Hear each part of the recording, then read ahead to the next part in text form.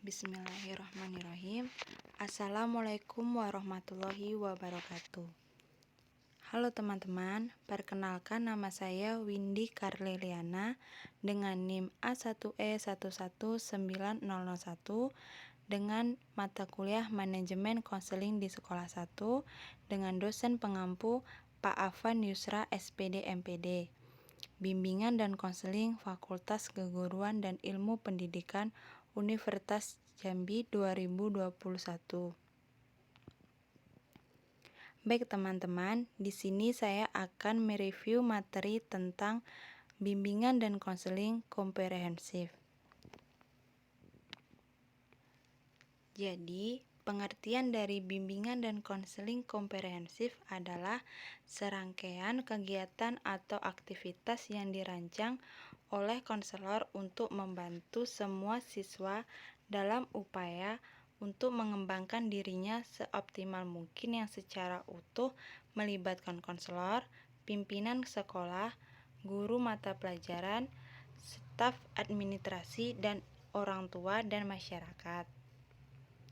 Jadi menurut saya, bimbingan komprehensif adalah pemberi bantuan kepada peserta didik melalui layanan dasar bimbingan, layanan responsif, layanan perencanaan individual, dan dukungan sistem sesuai dengan norma yang berlaku di masyarakat.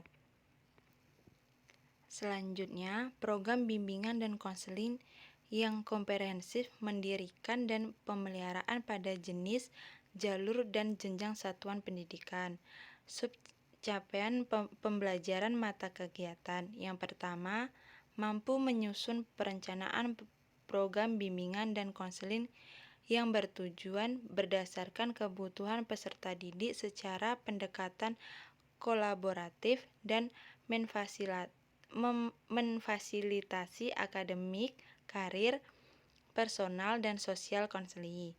Yang kedua, mampu mengelola sarana dan biaya penyelenggarakan program bimbingan dan konseling. Yang ketiga, mampu menyusun rencana pelaksanaan program dan pelayanan bimbingan dan konseling. Yang keempat, perencanaan program penyusunan bimbingan dan konseling di sekolah atau madrasah.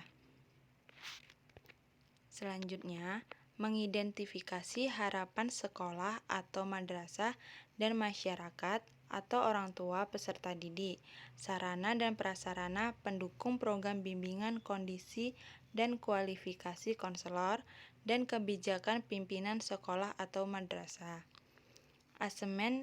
Asesmen kebutuhan atau masalah peserta didik yang menyangkut karakteristik peserta didik seperti aspek-aspek fisik, kesehatan, dan keberfungsiannya, pekerjaan, jurusan, olahraga, seni, dan keagamaan. Masalah-masalah yang untuk memberikan pelayanan bimbingan dan konseling, perkembangan sebagai kompetensi yang harus dikuasai oleh peserta didik.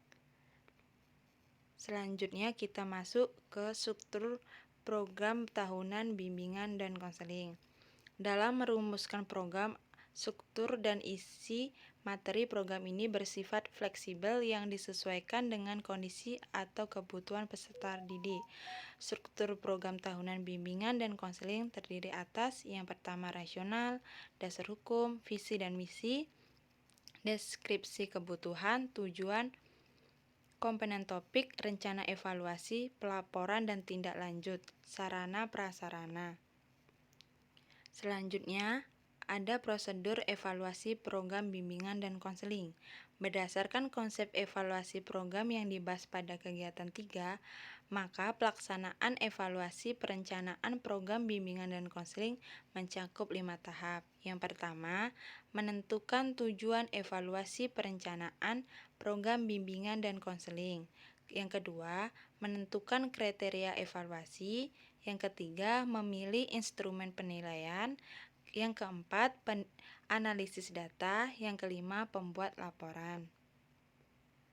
Selanjutnya, ada kriteria penilaian keberhasilan perencanaan program BK. Yang pertama, komponen, indikator, kriteria. Selanjutnya, kita masuk Akuntabilitas bimbingan dan konseling. Pengertian dari akuntabilitas merupakan bentuk pertanggungjawaban suatu kegiatan, yang mana suatu kegiatan yang digunakan untuk meyakinkan sehingga memiliki kepercayaan terhadap program atau kegiatan yang dilakukan. Tujuan dari akuntabilitas bimbingan dan konseling ini, yang pertama, memperoleh balikan mengenai hasil kerja konselor. Yang kedua, mempertimbangkan penggunaan metode dalam layanan bimbingan dan konseling. Yang ketiga, dapat lebih mengenal kebutuhan-kebutuhan peserta didik yang belum terrealisasi. Yang keempat, mengurangi cara kerja yang sifatnya rutinitas dan menemukan inovasi layanan bimbingan dan konseling. Yang kelima, sebagai dasar untuk memberikan masukan dalam rekrutmen konselor. Selanjutnya, dalam akuntabilitas bimbingan dan konseling terdapat komponen. Yang pertama, komponennya adalah komunikasi, penjelasan kepada stakeholder, umpan balik, dan perbaikan program, menerima tanggung jawab. Selanjutnya kita masuk ke rancangan anggaran dana. Nah, rancangan anggaran biaya untuk mendukung implementasi program layanan bimbingan dan konseling yang disusun secara realistik dan dapat dipertanggungjawabkan secara transparan. Rancangan biaya ini dapat membuat kebutuhan biaya operasional layanan bimbingan dan konseling dan pengembangan profesi bimbingan dan konseling. Selanjutnya ada himpunan data siswa. Himpunan data siswa yang dimaksud untuk menghimpun seluruh data dan keterangan yang berkaitan dengan siswa. Isi dari himpunan data ini dapat dipergunakan untuk perkembangan siswa. Baik teman-teman, hanya itu yang bisa saya sampaikan. Kurang lebihnya saya mohon maaf. Saya akhiri. Assalamualaikum warahmatullahi wabarakatuh.